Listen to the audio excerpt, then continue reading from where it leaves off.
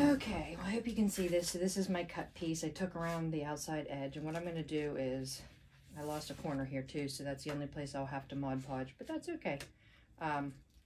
Just get this edge started. And the edges can be a real pain in the neck. So do the best you can. Like I said, you might end up with a little Mod Podge on something later, whatever. And this one corner's fighting with me here, so let's get it started. You got to make sure you get the sticky and the paper off the back.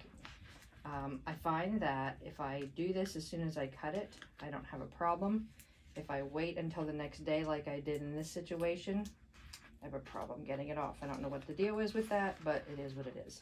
So, I have this part started. Hey Stephanie, how about you just kind of dial it back a little bit here. This usually works. Okay, so I find this personally easier if I have this standing up, because then what I can do is it should give me a perfectly straight fit. And that's always a lie. So basically what I'm going to do is have it standing straight up, and I'm going to roll the cup over to where it is touching the adhesive. Well, that's not seeming to work. So in any case, I have done that in the past and it's worked, but it's probably because I'm on a video. So you want to get this on here straight. And if you don't, you just have a little cutting to do with your X-Acto on the back side of things. Make sure everything's peeling off appropriately. Like I said, go back in here and fold it back over itself to make sure all your pieces stay on there. Because once you have it started, you just sort of roll it around here. And if you're unhappy with how it ended up on there, again, you can use your X-Acto to cut some things. So you see mine's not exactly right, or, well, I'm gonna have to fill this piece in, but I have, if I can locate it here, let me see where I put it. I have one of these groovy cutter things. So what I'll do is when I'm done here talking to you, I'm going to take this and cut a nice even edge. In fact, I have this set up, so let's just do it. This is, I'll get you a link to this, but this is where you can cut your edges to be perfect. So you basically stick it on there, make sure it's the right height. This is where I usually use it. Sorry if my dog barks in the background.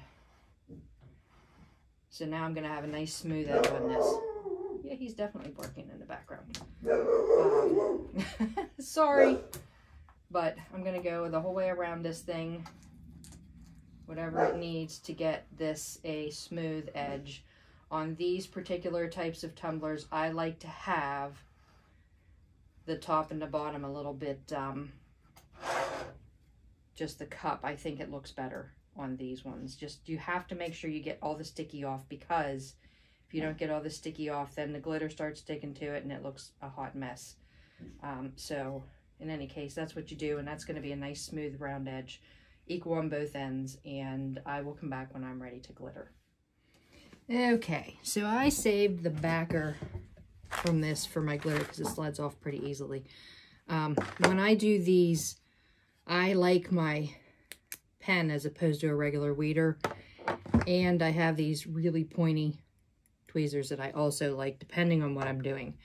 I try to start with the darkest color first, and then I'll go to my lightest color in most situations.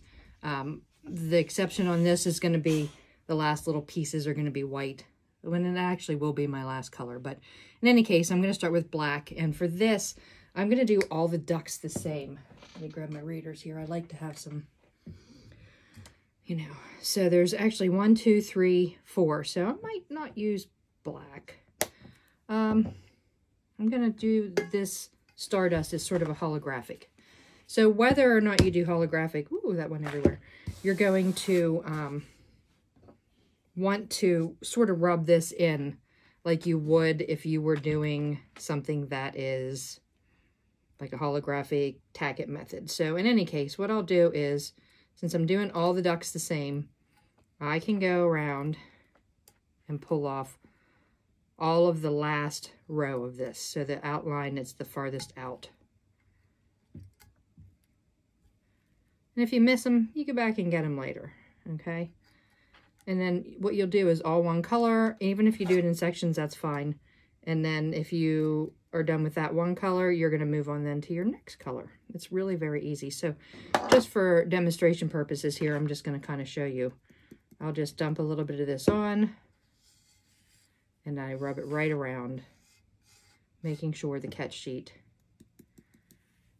is right underneath there so that anything that I don't use can go back. And one other thing I do, let me grab it here.